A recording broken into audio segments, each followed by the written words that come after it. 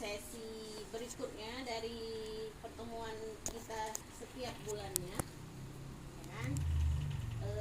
Kita udah bahas kemarin itu ada 6 temanya kan. Yang terakhir itu sesinya pemanfaatan bansos untuk usia dini dan ibu hamil. ya, oke. Nah itu kan sudah kita bahas apa saja yang perlu kemarin itu kalau manfaat bansosnya untuk ibu hamil, untuk gizi siapa nih? Gizi ibunya? Gizi ibu dan anak. Oh iya, gizi ibu dan anak ya. Nah iya betul. Untuk anak usia dini juga ya.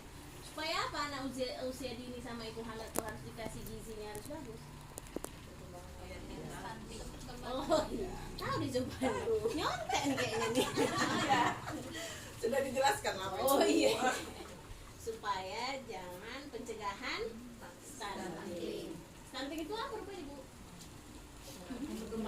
Perkembangan terlambat. Karena kurang gizi. Oh, bukan kurang makan.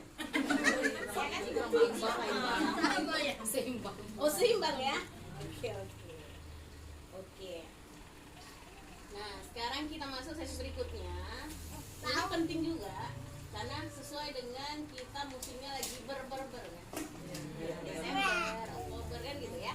Nah, jadi kita temanya sesinya kali ini kesakitan pada anak dan kebersihan lingkungan. Oke, kesakitan pada anak. Ini dari bawa contoh-contohnya nih. Sekarang anak-anak gitu kan. Tapi bukan sakitnya ya.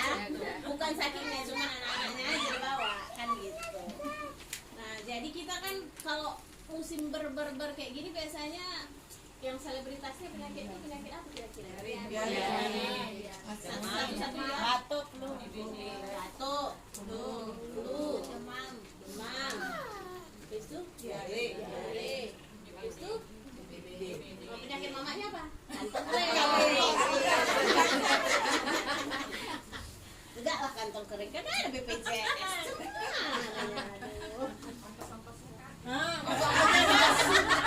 Ya juga kan ya kan.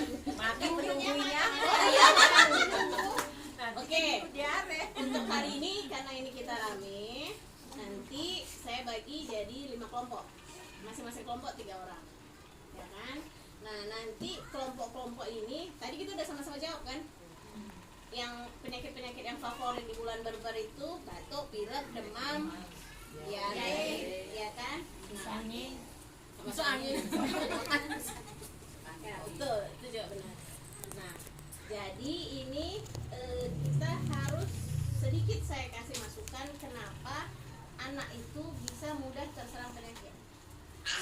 Awalnya itu apa? Awalnya itu kenapa kemarin kita bahas pemanfaatan bansos? Ya kan, untuk usia dini dan ibu hamil, pentingnya menjaga kesehatan ibu hamil dan janin di 100.000 hari pertama kelahiran. Kenapa gitu? Supaya anak tidak kurang gizi tadi. Karena kalau anak kurang gizi, dia tumbuh kembangnya terganggu, tumbuh kembangnya bukan terganggu, gagal, dan terjadi gangguan di metabolisme tubuhnya. Itulah yang menjadi buat dia stunting tadi kan. Nah, stunting juga. Nah, hal ini bisa menyebabkan infeksi pada anak. Infeksi itu otomatis apa yang favorit di situ kok infeksi? Kuman lah, ya kan? Nah, habis itu pokoknya semua bibit penyakit lah di situ kalau udah infeksinya. Tapi itu berasal dari apa? Kalau kurang gizi, maka dia kurang juga yang namanya COVID kemarin gara-gara apa tuh? Kurang apa tuh? Kurang si imun kurang. Gara-gara gizinya kurang. Karena kalau kurang imunnya berarti kekebalan tubuh tidak ada, mudah si bakteri dan kuman untuk jadi menyerang, berkembang dan menjadi penyakit. Ya. Nah, sekarang tadi udah dibahas batuk, demam dan segala macam. Nah, ada penyakit yang selalu jadi buat anak-anak tuh harus sampai masuk rumah sakit. Apa lagi? Ya kan? Nah, diare yang sering kali buat anak-anak itu jadi masuk rumah sakit. Nah, sekarang kelompok bisa tolong dibacakan yang flyernya tadi saya berikan mengenal diare. Siapa? Coba bacakan. Mengenal diare. Mengenal diare dan pencegahannya. Satu, diare adalah buang air besar atau BAB, kenceran atau berubah air saja dan terjadi lebih dari 3 kali dalam sehari. Oke, itu diare. Berarti anak terus buang-buang air besar yang disebabkan oleh mungkin bakteri ya. Bukan mungkin, dah pasti bakteri sama kuman kan gitu ya. Nah, itu kemarin kalau kita belajar dari puskesmas atau posyandu, kayak mana cara penanganannya? Dikasih oralin, ya kan? Nah, dikasih oralin, habis itu dikasih juga ada kayaknya tadi itu dijelaskan ada zinc ya. Zinc juga itu diberikan kepada anak, cuman dilihat kalau dia terus-terusan lebih dari berapa kali tadi bilang? 3 kali. Mungkin ada bagusnya langsung dibawa ke rumah sakit. Jangan sampai dia tunggu parah kali berjawa ya. Itu dia. Terus kalau untuk pencegahan diare nggak ada. Teruskan ASI, teruskan ASI, ASI dan NPASI. Nah, itu juga tidak masalah. Itu kan berarti gini, dia menginginkan gimana kalau misalnya ibu itu sedang menyusui, bisa nggak anaknya diare? Bisa nggak?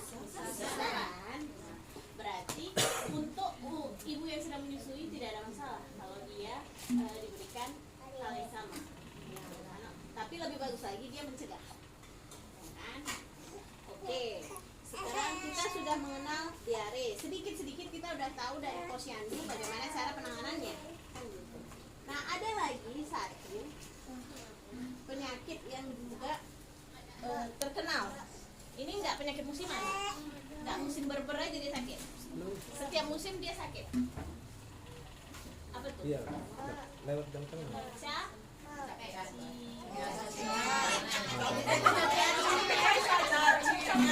Cacingan. Kelompok yang memegang flyer kecacingan. Oke, bisa dibaca dulu kayak mana itu kecacingan ini pencegahannya? Enggak lah. Kecacingannya adalah Apa itu kecacingan? Sama-sama kita dengar. gejala gangguan kesehatan akibat adanya cacing parasit pada tubuh anak. Disebut parasit karena cacing mengganggu penyerap zat makanan dalam usus. Ya kan? Penyerap zat makanan. Artinya apa? Cacing yang menyerap vitamin-vitamin pada makanan sehingga vitamin tersebut tidak bisa apa itu namanya? Tidak bisa membuat anak tumbuh kembang dengan baik. Itulah yang buat dia jadi stunting tadi kan. Terus apa-apa aja itunya. Jenis-jenis cacing. Banyak pula itu jenis cacingnya. Macam kelihatan Ada jenis-jenis. Gimana jenisnya? Ini jadi cacing gelang, Wis, ada janjian tuh cacing gelang. Nah, terus cacing cambuk, iya. cacing tambang. Nah, coba lihat dulu yang mana yang namanya cacing creamy. Enggak ada di sini. Cacing tambang. Cacing tambang ya kan. Oke, itu dulu. Nah, dua penyakit ini kalau yang nggak salah ada itu di TV-TV. Kalau cacingan 6 bulan sekali disuruhnya apa? Cacing. Iya. Itu untuk pencegahan ya, supaya anak-anak kita tidak kecacingan. Intinya dari penyakit-penyakit dan bakteri ini dia supaya jangan karena kan kita sebelumnya kan udah pernah itu pengharapan anak-anaknya mau jadi apa, ya kan? Harapan terbaik untuk anak kalau bisa dia sarjana segala macam. Yang penting kan dia harus sehat dulu pertamanya. Bagaimana caranya dia mau sekolah kan gitu kan? Nah, jadi ibu-ibu wajib untuk menjaga kesehatan anak. Bukan berarti anaknya dibekap nggak boleh ngapa-ngapain, nggak boleh main ini segala macam disuapin, enggak. Boleh dibebaskan tapi mereka tetap harus dijaga melalui satu pola makan. Terus ke posyandu ngapain? Kasih imunisasi dan vitamin supaya dia jangan sakit ya kan. Nah terus yang paling penting adalah harus menjaga kebersihan di diri. Menjaga kebersihan di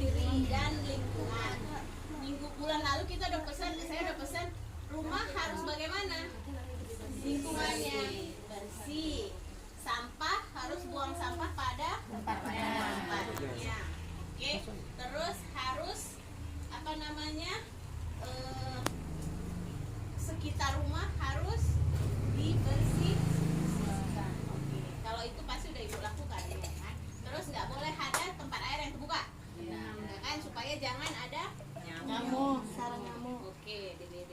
Nah, terus ini sekarang kita ke pentingnya menjaga kebersihan diri. Melalui apa? Biasanya yang paling menyebabkan anak itu bisa sakit bagian tubuh yang mana? Tangan ya? Perut.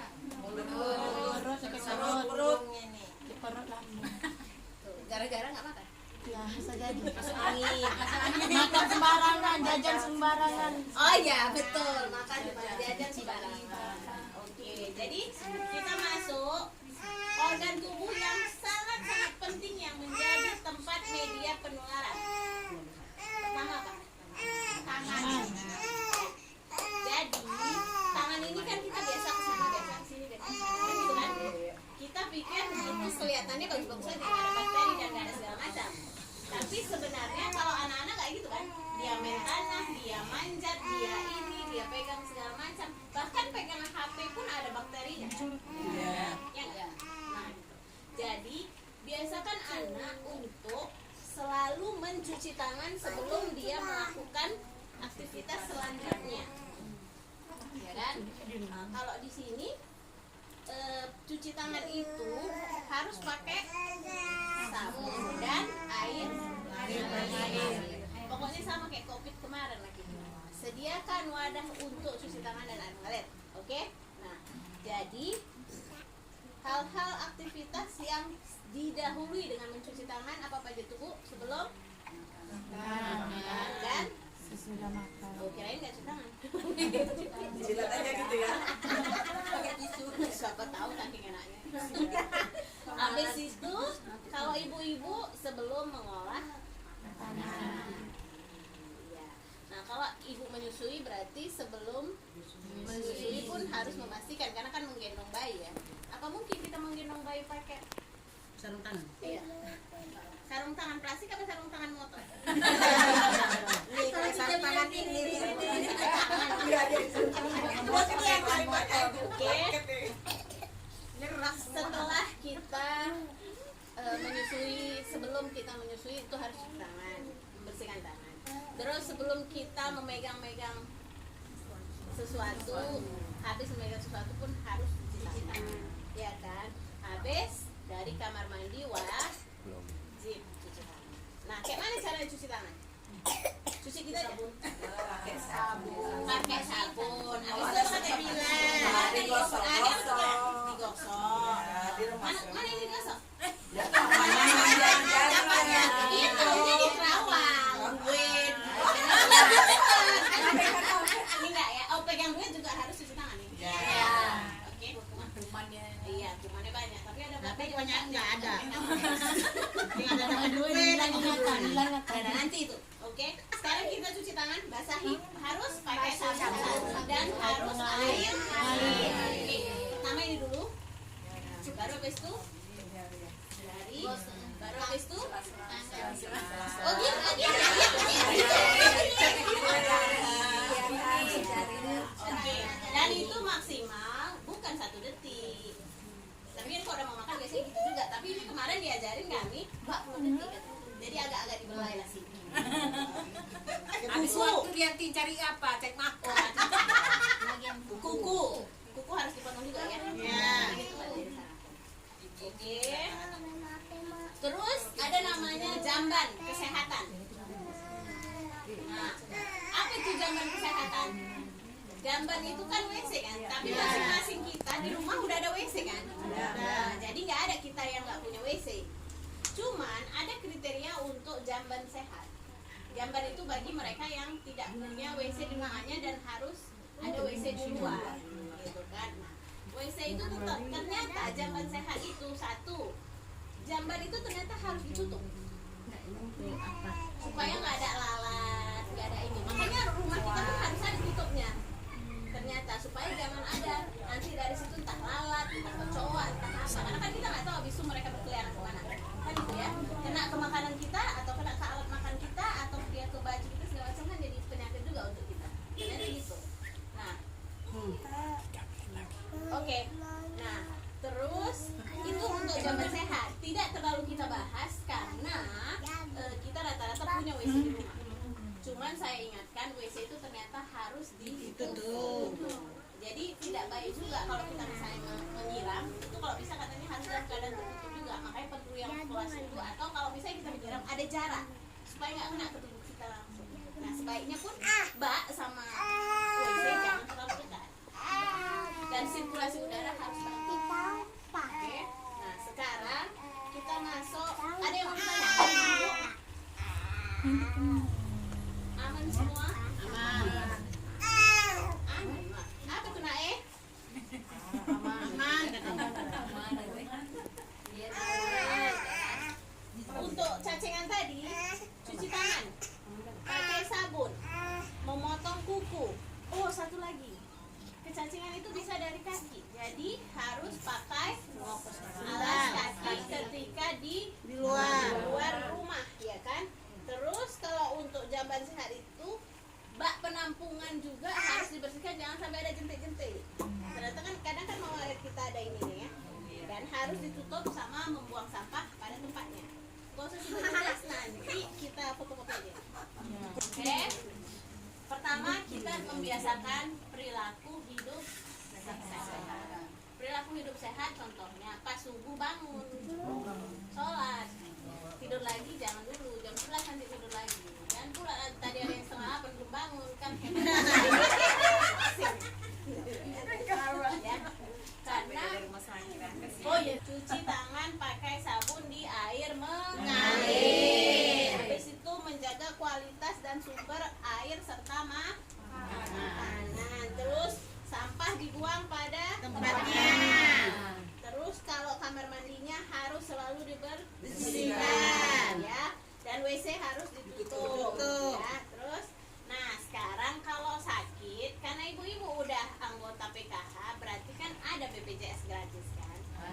Gunakan BPJS gratis sesuai dengan fasilitasnya, ya kan? Pergi ke puskesmas 2 bulan sekali untuk dia mengaktifkan. Jangan sampai dia tidak aktif. Oke. Udah ngerti, udah pintar semuanya. Oke.